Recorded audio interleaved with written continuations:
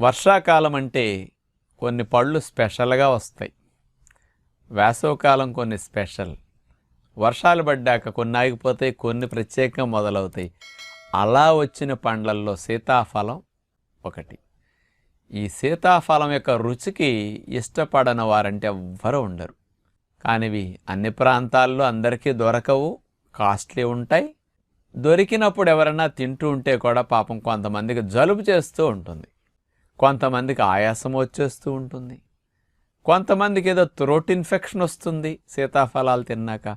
కాబట్టి ఒక్కసారి ఇలాంటి లక్షణాలు ఏమన్నా కనిపిస్తే నాకు సీతాఫలం పడద్దు అని ఒక స్టాంపు కొట్టేస్తారు సీతాఫలానికి.